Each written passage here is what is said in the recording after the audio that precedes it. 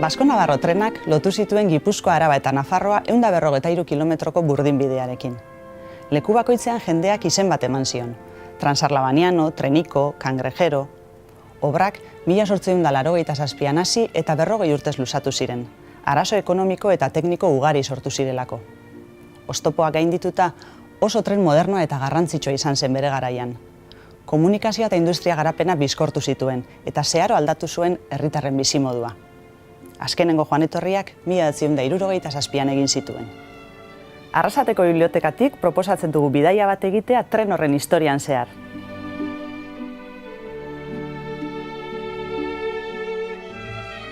Basko-Navarro trenaren proiektua 1878an sortu zen, Juan Jose Erran ur eta ingenieriak bultzatuta. Haren asmoa zen Arabako ekonomia suspertzea eta probintzien arteko komunikazioa hobetzea, eta horretarako garrantzitsua zen Gasteiz Bilborekin eta bere portuarekin lotzea. Ordurako Bilbo-Durango linea eraikitzen ari zirenez, Erranek proposatu zuen zabalera estuko trenbide bat egitea Gasteiztik Durangora. Egitasmoak aurrera egin zuen, eta batzorde kudeatzaile bat sortu zen alderdi teknikoak aztertzeko eta laguntza ekonomikoa eta politikoa lortzeko. Batzordeak gainera, trena Nafarroara iristea planteatu zuen, ibilbidea Lizarraraino luzatuta. Lehenengo proiektu hau, jun zen poliki-poliki aldatzen, zaitik lehenengo asmoa zen, nola ja 1882an eraiki zuten Zentral de Bizkaia ditzen zen trenbidea Bilbo-Durangon artean, bere idea zen hasieran jetxi Gasteiztik Durangora. Baina, denok zautzen dugu nola da Urkiolako mendatea, oso gogorra. Orduan proiektua jun zen okertzen, digamos, Gipuzkurantz, eta bigarrengo proposamena izan zen gestia Gasteiztik Arrasatera, Arlabanetikan, Arlaban, Gatzaga, Eskoriatza, Eretxabaleta, eta gero Arrasatetik Illo berriro Kanpatzar, jetxi, eta hala iritsi Durangora eta azken finean Bilbora. Espainiako Senatuak 1882an onartu zuen Lizarra-Gasteiz Durango linea egiteko proiektua. Eta lanen kontzesioa jaso zuten Erranen loba Joakin Erranek eta Wenceslao Martinezek. Proiekturako finantziazio nahikorik lortu ez eta atzerrira jo zuten diru bila. 1886an sortu zen The Anglo-Basko-Navarro Railway Company Limited konpainia Ingalaterran, inbertsore ingeles eta euskaldunekin. Tartean zeuden Joakin Erran eta Bank Artola enpresa donostiarra, bazkide kapitalista nagusia zena.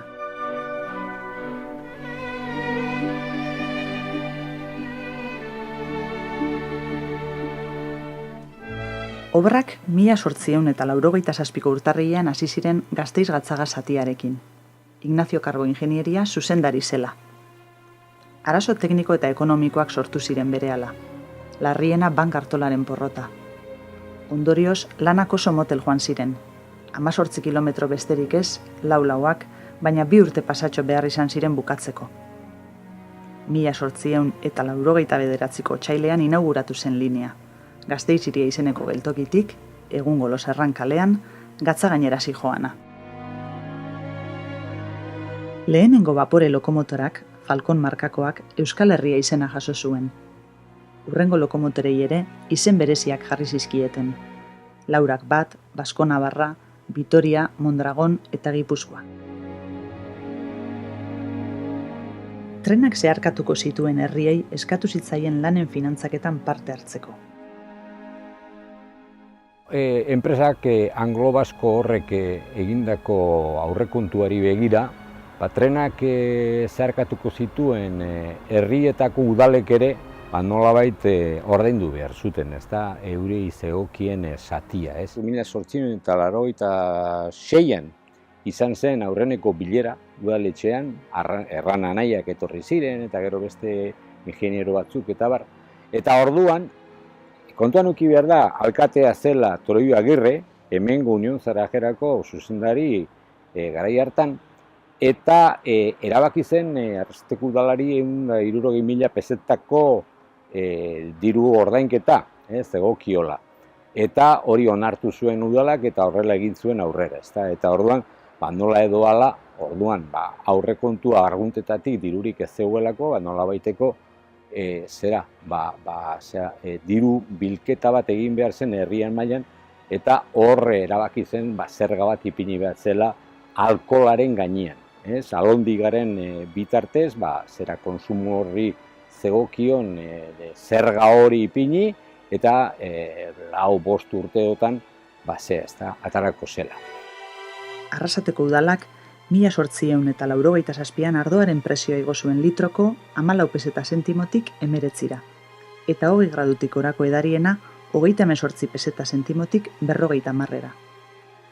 1880an ostera, konpainia ingelesak arazo ekonomikoak zituela ikusita, zerga kentzea erabaki zuen.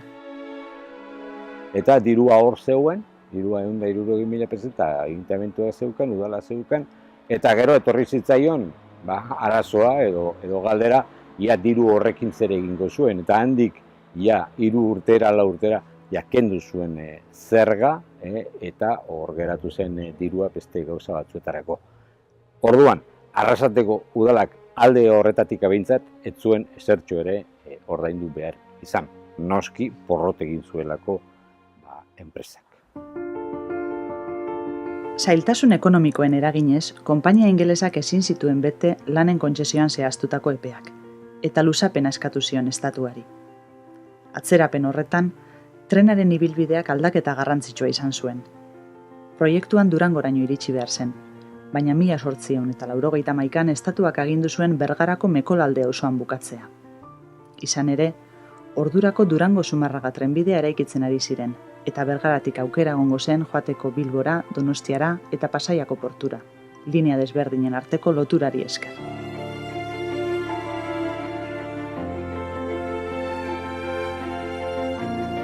Burdinbidearen lehenengo fasea bukatuta, lanek Eskoriatzara bidea segitu zuten. Egoerak orduan okerrera egin zuen nabarmen. Konpainia ingelesa larri zebilen banka artolak ondoa jo zuenetik. Gainera, akats tekniko handiak egin zituen, eta arazo legalak zeuzkan lurrak ordaindu eta desjabetu barik okupatzearren. Gainbehera muturreraino heldu zen, eta 1887ko maiatzean langile kobra bertan bera utzi zuten, hainbat hilabetetan ez zutelako kobratu. Lanek aurrera egiteko, estatua saiatu zen trena enkantean adjudikatzen, baina ez zuen lortu, eta ondorioz, 1903an bere gain hartu zuen. Estatuak zuzenean ustiatutako lehenengo trena izan zen. Hala ere, Gasteiz-Gatzaga linea funtzionatzen ari zen bitartean, Eskoriatzarako obrek geldirik jarraitu zuten. Bide hau zaldiz edo gurdiz egin behar zen oraindik. Hurrengo urteetan, hainbat erakunde ahalegindu ziren proiektua berriro martxan jartzen. Batetik, aldundiek formula desberdinak aurkeztu zizkioten estatuari. Ez ziren ados jarri ordea. Bestetik, Union Zerrajera sortu berriak trenbidearen alde egin zuen. Lantegiak zeuzkan Arrasaten eta Bergaran, eta linea osatuz gero, materialak garraiatuko zituen azkarrago eta merkeago. Zenbait proposamen egin zituen, esaterako 1906an adostu zuen hamarkada batez, urtean 10.000 pesetako diru laguntza eskaintzea. Aurkitu dut beste operazio bat, hain zuzen Union Zerrajerak bultzatu zuela operazio bat Arrasatetik Gatzaga bitartean, hau da, trena ez zegoen tokian, autobus eta kamioi zerbitzu bat ipintzeko. Egia da, enpresa hori autobus eta kamioitako enpresa hori bai agertu zuela publikoki, kapitala hartu nahi izan zuen bai hemen eta bai batez Gasteizen, eta hori atera zen bezala, operazio hori atera zen bezala, desagertu egin zen. Desagertu egin zen, ezertxo ere arrastorik utzi gabe. Ferrokarriles Baskongados ere saiatu zen trenaren proiektua bultzatzen, eta 1912an bere bideragarritasuna aztertu zuen. Ferrokarriles Baskongados, Bilbo eta Donosti, eta Zumarraga lotzen zuen konpainia, oso interesa handia eduki zuen, eta garai hortan gainean ondozen eraikitzen bere Bilboko geltoki berria, bere geltoki hortan dago armarri handi bat, ez dakala bakarri Gipuzko eta Bizkaiko armarriak, eta konpainiak lotzen zuen Bilbo eta Donosti, baizik ere goien dago Arabako armarria, Gaztelua, Espata eta Lehoia, eta beren artean Nafarroko kateak. Zeon dena prest hartzeko, baina esken finean atzea bota zieten ari da. Azkenik, Gasteiz hiriak interes handia erakutsi zuen. Komunikazio behar baitzuen ez geratzeko isolatuta. Orduan, gehien mugitu zuena izan zen Gasteiz. Gasteizek irakurtzeko aldia, Gasteizko prentsak urtetan eta urtetan gai honi eman dion garrantzia, ikaragarria. Baina egunero, zegoen prentsan oso interesatua zegoelako. Hemengo jendea Gasteizera joaten zenean, dirua usten zuen, bestela Bilbora edo Donostiara edo joan ziteken, ez da, eta orduan, komertzioak eta guzti Gasteizko komertzio oso interesatua zegoen, hemengo linea horretan duerik gabe. Ahalegin hauek utxean geratu ziren eta lanak hamarkada batez geldirik egon ziren.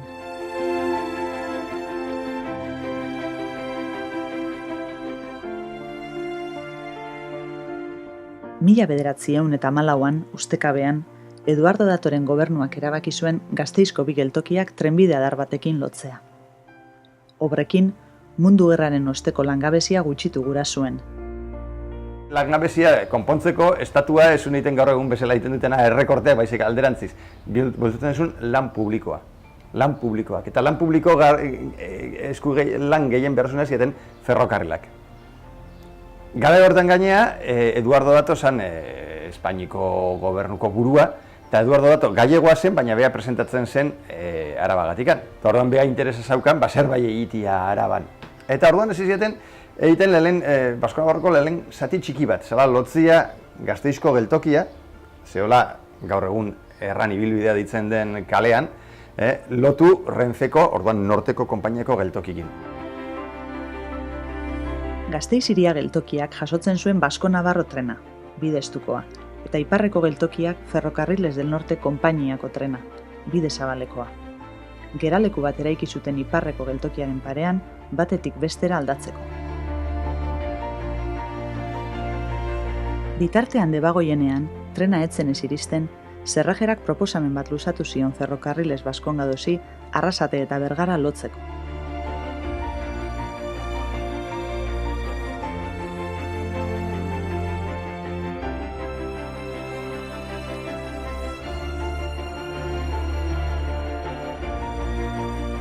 Baiaran, garai hortan, 20 menden hasieran, industria garrantzitsua zion. Zerrajera, Bergarako labegaraiak, eta bar, eta ikusten zuten kompetitiba den problema handia zaukatela eta zaukaten komunikabide onak. Eta garai hortan, komunikabide ona bakarra zen trenbidea, eta karretera handiekan ibiltzen zuten gurdiek eta dirigentziak. Eta orduan, jarri zuten harremanez Ferrocarriles Baskongados, Bilbo, Donosti eta Zumarrako konpainia lotzen zuen horrekin, eta eskatu zioten, aberral zioten, beraien artean, lotu bere interesak jartzeko martxan gutxienez, zati hori, Bergaratik lotzeko Bergara Arrasatekin. Ni uste, alde batetik egin zutela, estatua ez badu mugitzen fitxa trenbideen eraiketakin, guazen guk egitea, baina ni uste, asmo handiena zala, pixkat provokatzia estatuari eta aldundiei eta denak ados jartzeko trenbidea bukatzeko. Azkenean, aldundiek eta sustapen ministeritzak akordio bat sinatu zuten trenaren lanak finantzatzeko. Aldundiek diru aurreratuko zuten, eta gero estatuak kopuru hori deskontatuko zien urtero ordaindu beharreko kupotik. Lanek aurrera jarraitu zuten beraz. Gatzagatik Eskoriatzarako zatia zailena zen. Aldapa handia zegoela eta Antonio Fakineto ingenieriak diseinatu zituen kurba eta kontrakurba itxiak bata bestearen atzetik. Bailara menditsuan bidea zabaltzeko, 12 tunel eta 3 zubi eraiki zituen. Gainera, tarte hau momentu ekonomiko latzenean egin zen, aurrekontu eskasarekin. Zailtasunak gaindituta, trena Eskoriatzara heldu zen 1916ko urrian.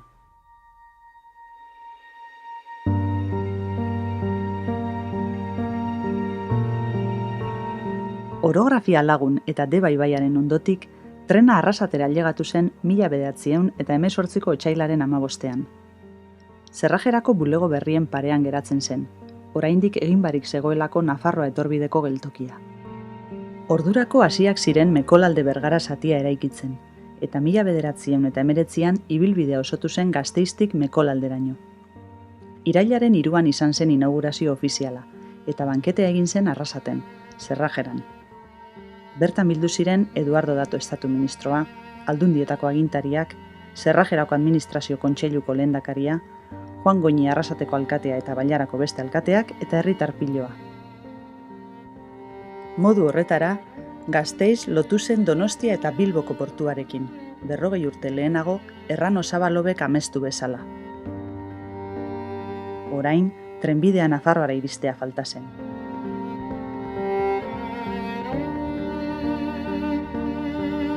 Mila 1920an, Espainiako ministeritzak agindu zuen Gasteiz-Lizarrasatiko lanak hastea. Aldi berean, baimena eman zuen San Prudentzio Oñati adarra egiteko. Gipuzkoako Aldundiak bultzatu zuen Oñatirako bidearen proiektua, eta finantziaziorako kupoen formula erabili zuen berriro. Lanak Alejandro Mendizabal ingenieriak zuzendu zituen. 1923ko irailean, San Prudentzio Oñati ibilbidea inauguratu zen. Victoria Eugenia erregina bertan zela.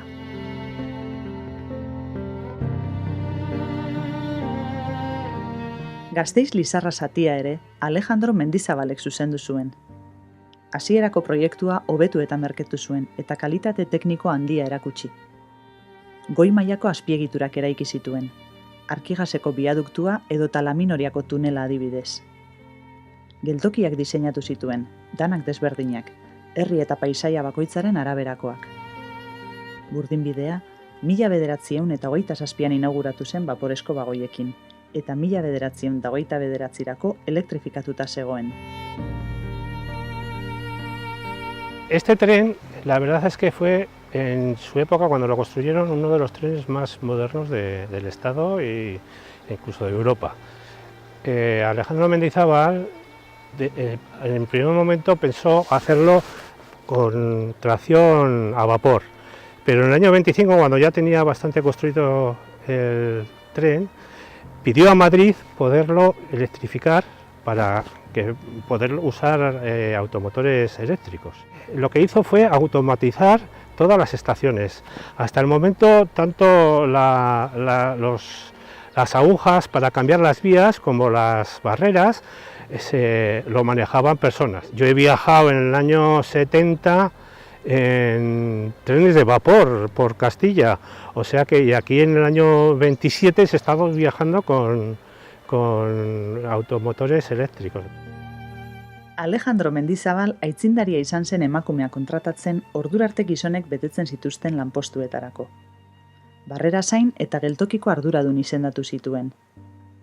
1923an, 42 geltokitatik 14 buruzagiak emakumeak ziren. Uno de los aspectos más singulares de este ferrocarril fue que hacia 1920 el ingeniero que construyó esta línea de Vitoria-Estella contrató muchísimas mujeres como encargadas de estación.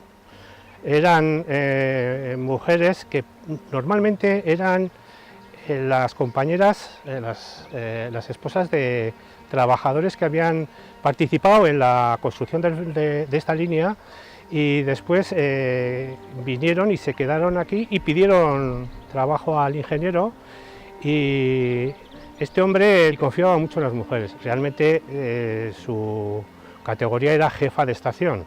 Entonces, cuando yo hablo con ellas me decían que sí que confiaba en nosotras, pero es que también les salíamos casi a mitad de precio. Pero siempre estaban en estaciones de tercera, las más sencillas. Nunca estuvieron en estaciones importantes como la de Estella o como la de Santa Cruz o como las de Vergara o Mondragón. Desde Otazu hasta Ullibarri-Jauregui, que era todo lo que era la Llanada Alavesa, todo eran jefas de estación.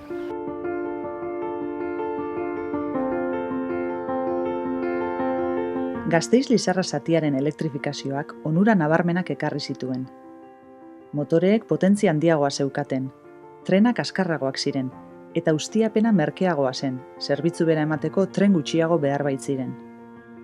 Abantailak ikusita eta Gatzagako igoera errazago gaindituko zelakoan, erabaki zen Gasteiz Mekolalde zatia elektrifikatzea.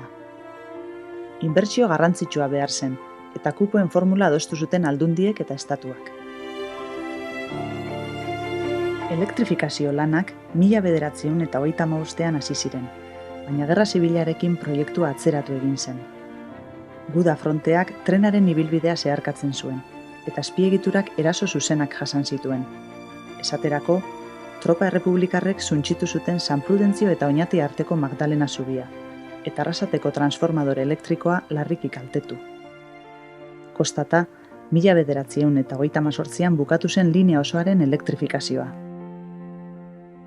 10 urte geroago, trenbide adar bat egin zen Andoiutik Estibalizeko santutegira, hasieratik elektrifikatua.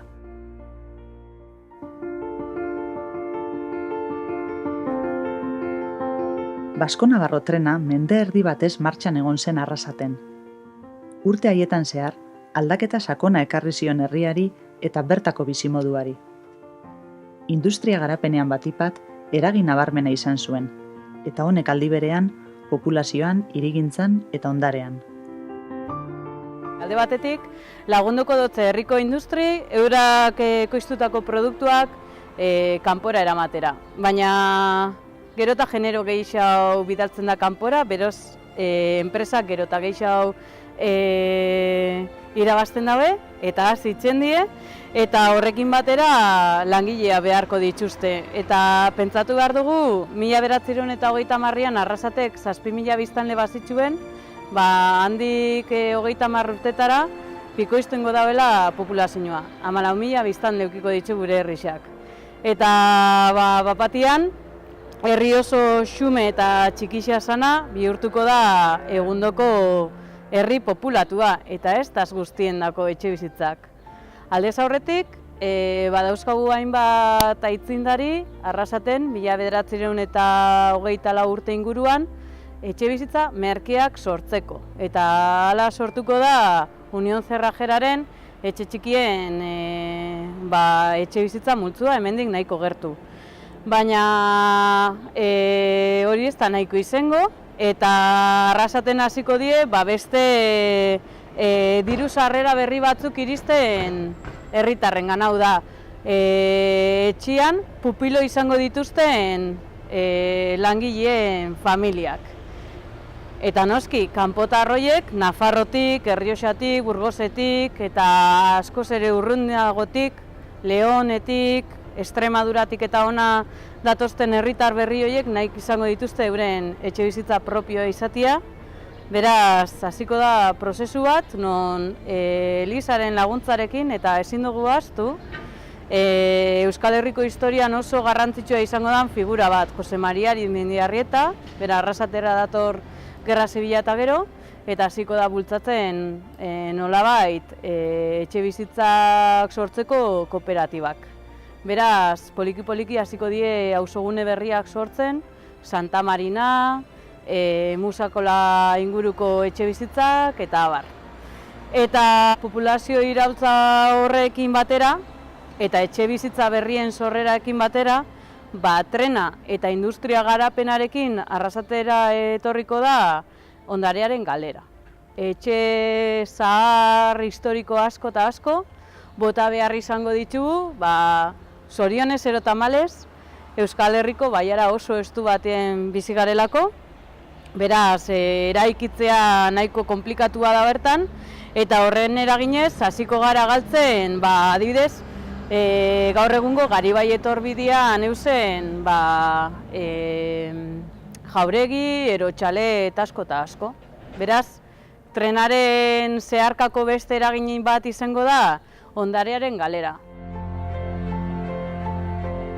Garai hartan, merkantzia gehienak trenez garraiatzen ziren. Los mejores años del ferrocarril yo creo que fue la década de los 40 y parte de la del 50, donde hubo, aparte de mover muchísima gente, sobre todo en el Alto Deva, entre las fábricas y entre los pueblos a que la gente iba a trabajar, movió cantidad de mercancías. en cada sitio de una forma. En el Alto Deba movió manufacturas de las acerías y de las fábricas que había. En la llanada mucho grano, ganado.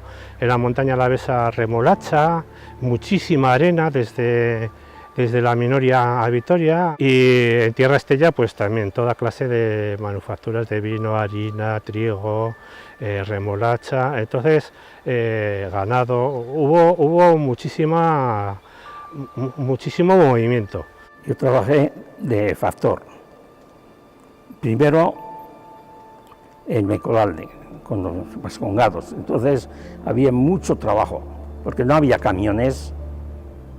Éramos nosotros los que transportábamos todo para Altos Hornos, por ejemplo, la chatarra, el carbón, trenes enteros, y había cantidad de mercancía. Entonces no se podía facturar más que 2 días a la semana, porque no había suficientes vagones para transportar. Y entonces aquí pues los transportistas andaban con carros de caballo. Todo lo que producían se iba por ferrocarril. Y toda la materia prima pues llegaba en el tren. La cerrajera tenía vías hasta dentro y Elma también tenía vías para meter los vagones. Y había una vía que entraba en la cerrajera. No solo entrar, sino por todas las secciones. Tenía vías para todo. Y Elma también tenía una vía que se recibía mucho carbón de coc, que llama que es gordo, o sea, se valía para las estufas. Beste oroipena daukatena buruen da ze lotura zauken trena eta iketza arrasaten. Hilero joaten gintzen iketzaren bila, Zarajerako esplanada fundizio onduen zauen esplanada bat, baskulia eta zelan beteten zen, ikarte zauen trenaren iketza eta nola eruten zen, karrotan eta beste tramankulokin etxera, kalefazioa eta sukaldeko energia moduen erabiltzeko. Bat esaten zauen moduen, ekonomika izan diez, inzinero txikixak herri hontan. Arrasateko geltokia garrantzitsuenetako bat izan zen. Langile asko zeuzkan eta mugimendu handia. Joder, al día. Pues esos 2 de la mañana, otros 2 al mediodía y otros 2 a la noche. 6 de viajeros, luego de mercancías. De aquí salían de Mondragón, había jefe de tren, había guardafrenos, salían los trenes completos, equipados, porque había, te digo, además la estación de la oficina de gran velocidad, de pequeña velocidad, taquillas, equipajes, en fin, había mucho. Y luego pues para los trenes de mercancías, los guardaujas, mozos, guardafrenos, jefes de tren, maquinistas, había 3 maquinistas, había mucha gente. Y luego en la central, también había otros 4 en la central eléctrica. Merkantzia eta bidaiariez gain, produktu eta aukera berriak ekarri zizkien trenak arrasatearrei. Que los trenes de viajeros no solo transportaban viajeros, transportaban el correo, que era muy importante para toda esta zona, lo que llegaba y lo que salía. Y luego las películas para los cines, y paquetería urgente, que venía así cantidad, porque para coches, recambios, para los electricistas, todo el día estaban allí en la estación a por los paquetes, que venía muy rápido. Medio vagón era correos, que venían 2 operarios o 3 funcionarios de correos, ellos lo hacían todo, de clasificar las cartas, porque antes aquí en Mondragón Correos estaba en la avenida Navarra, donde estaba el Bar Bueno, por ahí estaba. Y venían siempre corriendo, siempre tarde, siempre, joder, espera que viene y corren los de Correos, espera. Y había casi siempre que esperarles. porque los que eran para aquí tiraban las sacas al suelo y ya está, ya las cogerán.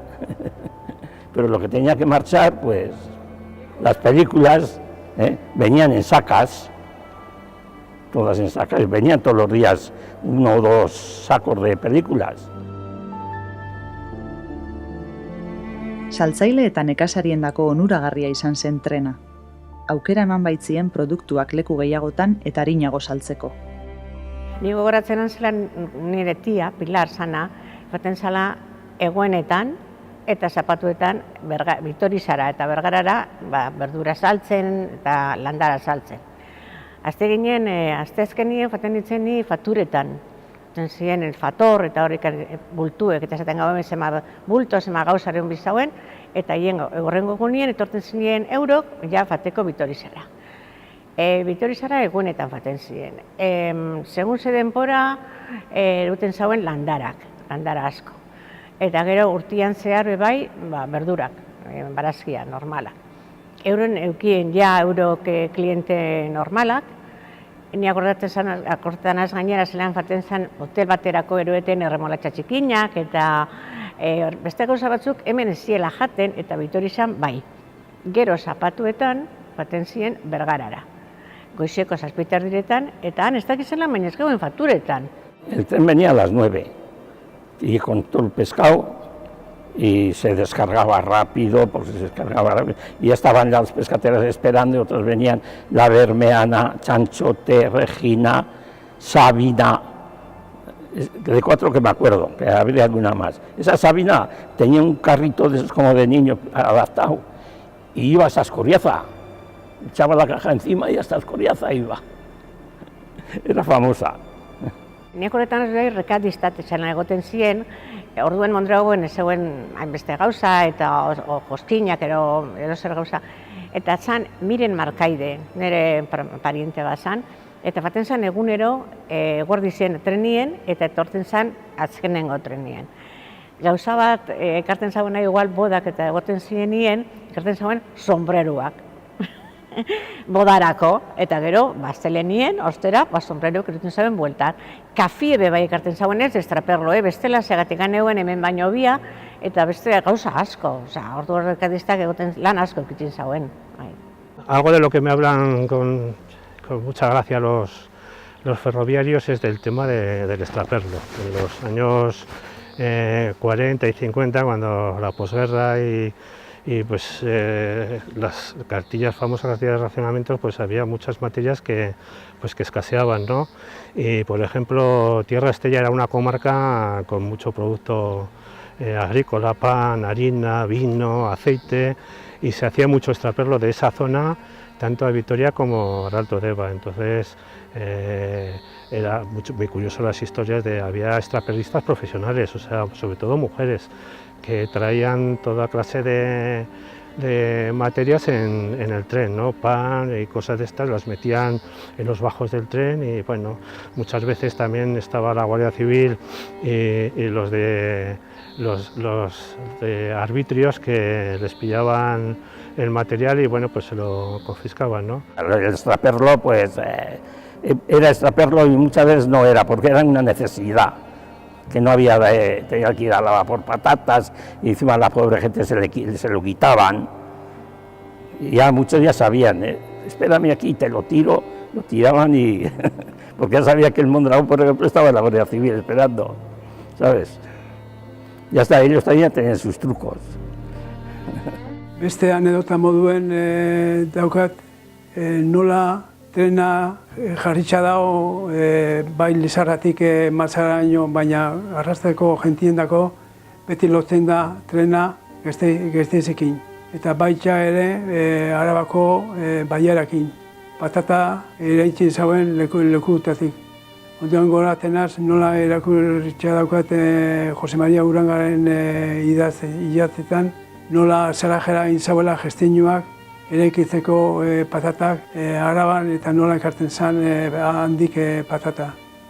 Hori buruz, goratzen az, zelan nide bat, behin batean joan zen Arabara patata erostera eta extraperlo moduen sartu zauen trenaren ekarteko arrasatzen eta ez dakit zelekutan Gatzako estazioan eta nun sartu ziren Guardia Zibila eta nola ekin ziren bagoi guztiak begiratzen aber jentia ze gauzak eta ikertzen zauen. Nire zen idea bilurrez, ikusitza ze velozidade txigitza zauken trena, izabuena da bota zako patata eta bera salto, egin eta bere atzetik, gero oinaz ekarteko, ez dakit marinetik o sarimuztik arrasteraino. Trenak herritarrei mugitzeko aukera handia eman zien. Inguruko herrietara joaten ziren jaietara, ikastera edota lanera, Gasteiz aldera zein kostaldera, eta horrek demografian eragin zuen. Otro punto muy importante del tren, y no ya del vasco-navarro, sino del tren, los trenes que se construyeron en todo el estado, pues desde mediados del siglo XIX hasta las primeras decenas del siglo XX, es que en estos trenes cortos, que tenían 100, 150, 200 kilómetros y que pasaba por varias comarcas, el tren acabó con la endogamia. Había mucha gente que hasta ese momento no habían salido de su valle, de su zona de influencia, 10 kilómetros para arriba, 10 kilómetros para abajo. Y sin embargo con esto pues empezaron primero a ir a las fiestas de los pueblos del Valle de Alao. Hombre, en fiestas de Vergara eran así, era sonado aquello, Mendoza, Farancho, mi padre estaba allí de jefe y bueno, se armaba un potaje, no había vías suficientes para meter tanto tren. Se venían a estudiar, no tenían otro medio, bajaban desde Salinas, a Escoriaza, de Sorreta, de Oñate, de Vergara, de todos los pueblos, todos venían, tenían pase mensual. Nere senarratani ezautu ginen trenien. 1975 urtie udaberriz esan, bera, etortzen zen arrasatera eskolak hizkuntza frantsesa emoten eskola batera, eta ni Arantzazura ejerzizioak espiritualak eitzen. Da, sartu ginen trenien, han ezautu ginen. Bestan edote bani akordetzen az, Dorletak, Ama Birginia, Korona, oro ez dakiolako zeren bat indizuen nien, fan ginen jente asko, pila, trenien. Gun eskatilak ginen eta akordetan az, fan ginela nun tren de mercancías, ganauk eta egoten ziren lekuen. Eta, klaro, trena eskuitzaraino, suave fan zan, klaro. Baina gero handi gora, aldapa gora, aldapa bera, eta jazta. Eta Eugenio Ugarte, herriko kaldien eukenen alpargateri zira, akordetan az oso ibiltzari esan, urten zauen arrasatik trenak, ordu berdinean, eta alia gauzan, ara gu baino lehen hau. Azike, atrena ber zelan ebilen. Osea, gainera fan zan bete eta bueno, alitxe guzkundano, eta Eugenio gu baino lehen hau alia gauzan. Urte haietan zehar, istripuak ere gertatu ziren. Trenak hainbat pertsona harrapatu zituen, eta erraietatik irten zen zenbait lekutan, adibidez, Eskoriatzako jaitsieran, Sagastietan eta Gatzaga eta Marinen arteko tunelean. Ezbeharrik larriena, Gatzagarako bidean gertatu zen 1971 azaroaren 12an. 3 lagun hil ziren, eta beste 6 zauritu. Ondigoan ez dagoena astuta Gatzako herrixen da 1971 izendako azidentia. Zan milan eguna zen igandea, egun oso txarra zen, eurixa, trena urten zauen nien goiko estaziotik, beraldea, Dorletako Ama Birginiako parien zegoen nien, desprendimentoa zegoen bidien eta azidentia euki zegoen. Jauzi zen 3 metro maldan bera. Zagoen jentia izen zen 8 persona. Makinistia, mozo de biaz esaten jakon gizon bat, eta 6 pasajero. Azidentea hartan hil ziren 3 persona. Mozo de biaz, Gazteiko gizon bat, 50 urtekoa, eta identifiko barik izen zen gizon bat. Laster iritsi zen trenaren zoien mutil bat, Juan Jose Letona, maringua, Gatzako herrira, izanaz, zelen zen zen azidentia. Abizua zakiztauen bitartez, erixako kanpaia josauen etxetik, sokako sistemakin, eta laizter jentia kontuatu zen, zegrabetasuna ikusauen azidentia. Hortan, Ignacio Elgorbarrutia gizon esaten duen moduen, iritsi zirenien, bera eta Antonio Gatzako gizon batekin, kamila bat bitartez, erun zauen, Okondoko baserrira. Handik kotxe partikularrak hartuta Gasteizera. Gero denpora pasauta, isa bi ordura iritsi ziren Aretxabateko Guardia Zibilak eta ekin ziren galdezkaben ziren zaurituak. Konturatu barik herriko gentiaren laguntasunez erun zauela dana Gasteizera eta hurrengoko astelehenien agertu zen la hoja del lunes. Zorionez, azidentzia etzen zela domekan eta ez astelehenien, zeratik astelehenetan joaten zen jente asko dana trena beteta jentiakin lanera arrasatera.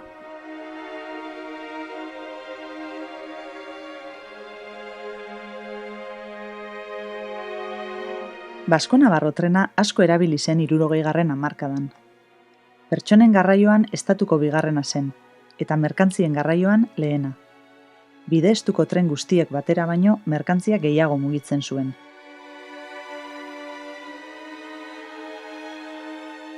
Dena dela, trena ez zen errentagarria, eta 1956tik aurrera defizita sortu zuen galera garrantzitsuekin. Gainera, inbertsio eta mantenu faltak ekarri zuen azpiegiturak zaharkitzea, eta horrek linea moteltzea. Errepideko garraioa berriz, egunetik egunera erabiliagoa zen, batez ere Araban eta Nafarroan. La decadencia del tren, pues yo creo que vino a consecuencia a partir de los años del año 55 al 60 por la falta de mantenimiento del tren y sobre todo por la falta de dirección desde Madrid del ferrocarril. Los billetes eran muy baratos, había demasiada gente que viajaba gratis en el tren y después seguramente los horarios no eran los mejores para la gente. Yo creo que todo eso, la falta de una dirección eficaz, hizo que el ferrocarril fuese poco a poco perdiendo calidad y sobre todo el mantenimiento al final cuando se cerró era nefasto.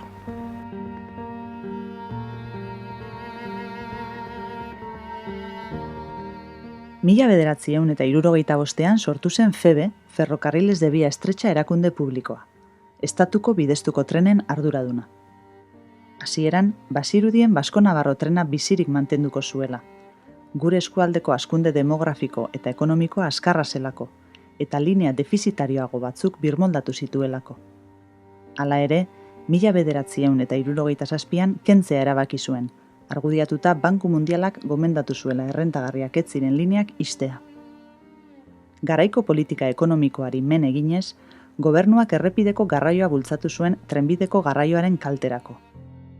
Debagoienean baina, errepideak oso txarrak ziren, eta industria garraioa handia. Gasteiz eta Lizarran artean oso defizitario zen, tako ibiltzen den paraje guzti horietan oso polita die, baina jende gutxi bizi da, ez dago industriarikan eta ez dago mugimento gehiegi. Baina, klar, hori ezin da konparatu Deba Baiarakin. Deba Baiaran industria pila bat zeon, orduan zeon sortzen ere bai Fagor eta bere mundu guzti hori, mugimentu asko zeon, eta gaine karreterak oso txarra ziren. Adibidez, Gasteiz eta Lizarran artean, karretera esan ere kategorizkoa, baina behar zen ereako nahiko zen, baina kendu zenien Basko-Navarro, oan jokan ez zeon Arrasaten, o Bergaran, o Aretxabaletan, ez da zirkunbalaziorik. Ez gaur eguneko autopista, ez zirkunbalaziorik. Kotxe guztiak, kamioi guztiak herri erditik pasatu behar ziren. Eta ni ez dakitze puntu arte, erabaki hori hartu zela, Madrileko bulego batean, benetan zakin ze gertatzen zenan. Ez bakarri numeroak. Ixteko albistea jaso eta segituan, trenak zeharkatzen zituen herrietako alkateak bildu ziren Lizarran konponbide baten bila. Aldi berean, aldundiek FEBeri eskatu zioten ustiapen ikerketa serio bat egiteko eta lineak zeuzkan premietan inbertitzeko. Prentsa ere trenaren alde agertu zen. Ahalegin hauek danak alferrikakoak izan ziren. Estatuak dekretu bidez agindu zuen zerbitzua bertan bera uzteko, eta ondorioz, Basko-Navarro trenak 1967ko abenduaren 31an egin zituen azkenengo joan etorriak, elur artean txistuka.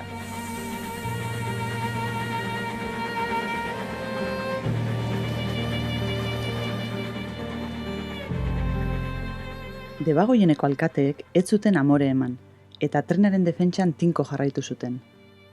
Ferrocarriles Vascongados, Caja Laboral eta Bailarako enpresekin batera, eskatu zuten Eskoriatza Oñati Mekolalde linea hobetu eta berriro martxan jartzea. Hay un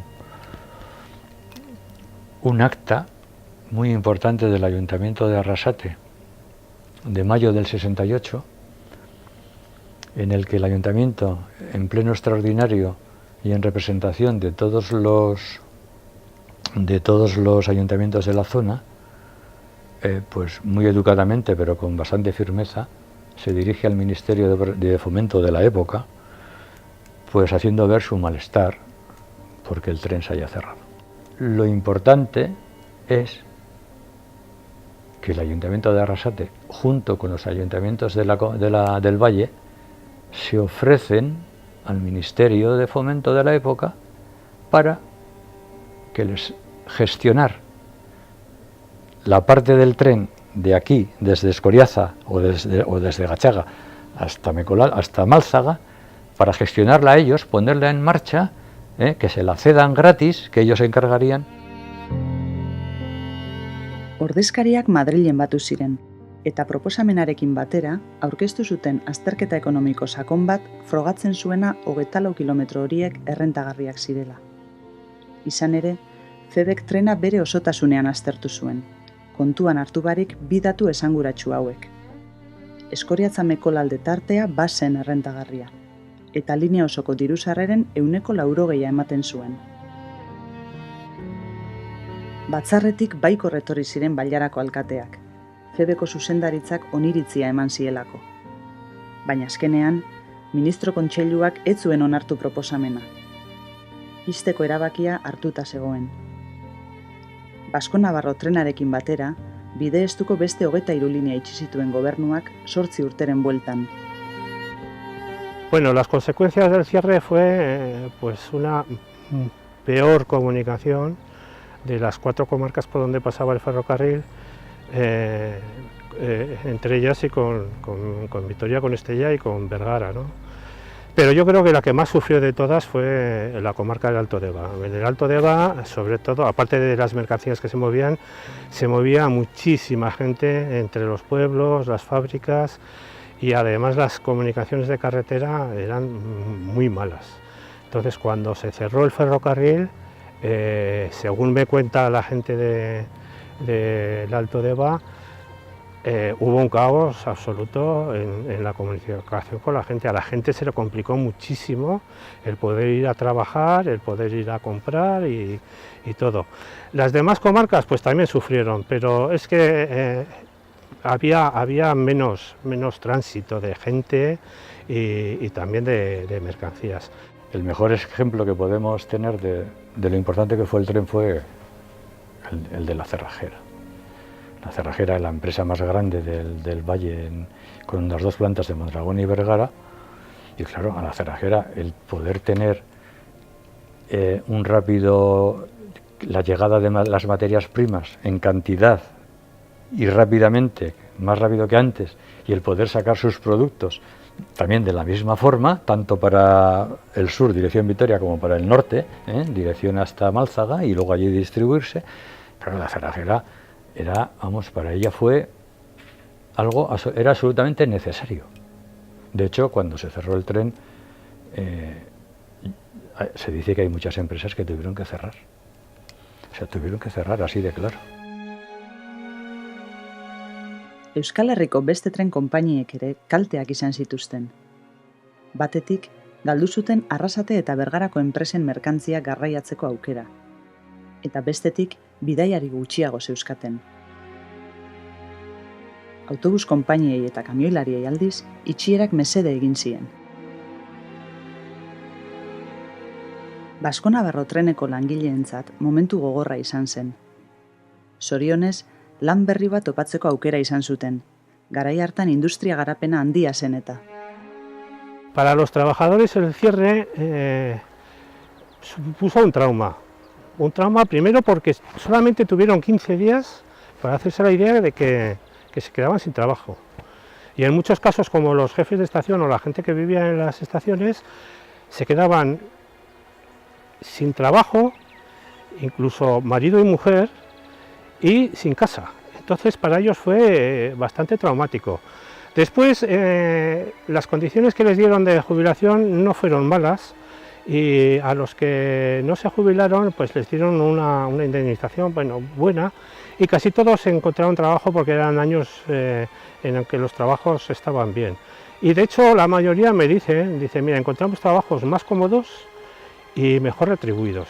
Y dice, pero lo que nunca encontramos es el ambiente que había de camaradería en el ferrocarril. Pero es que éramos una gran familia, celebrábamos las fiestas de los pueblos, cuando llegaba el tren nos invitaban a tomar algo, era eso, todos los recados que se había que hacer se hacían, controlabas a los chavales que iban a estudiar, o sea, ellos dicen que eso, que esa gran familia que nunca la han sentido en otros trabajos.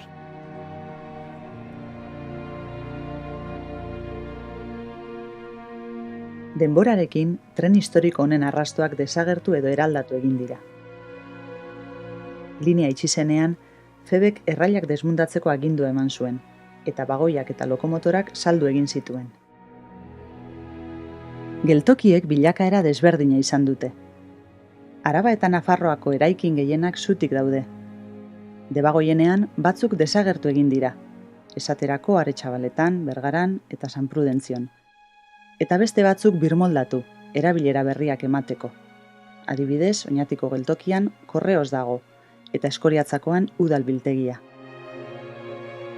Arrasaten, udalak Feberi eraikinak eta lursailak erosi zizkion.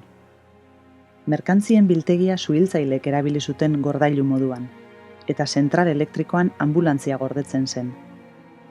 Bi eraikin hauek desagertu dira dagoeneko.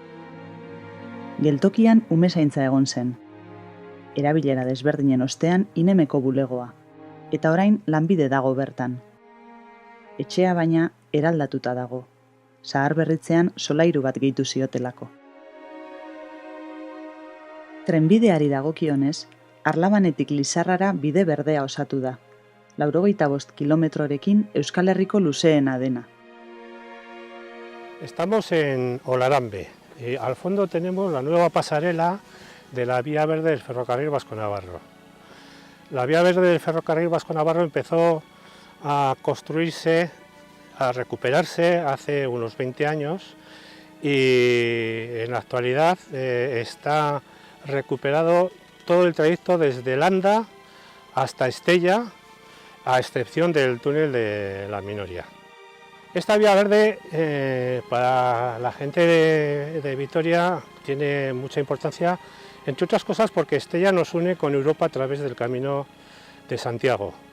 Y de Estella aquí podemos venir por la vía verde, entonces estaríamos comunicados con toda Europa. Podríamos ir hasta Finlandia o hasta Rusia por caminos naturales. Arrasaten ostera, ibilbide gehiena desagertu da.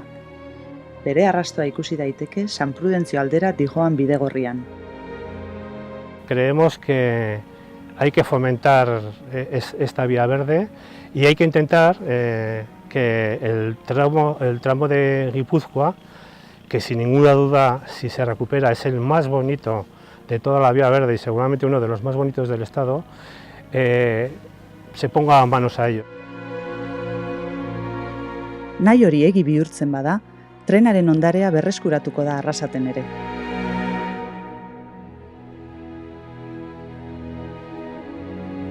Hemen bukatzen da bidaia Basko-Navarro trenaren historian zehar. Gogora ekarri dugu gure herriaren iraganeko pasarte hau, askoren memorian bizirik dagoena.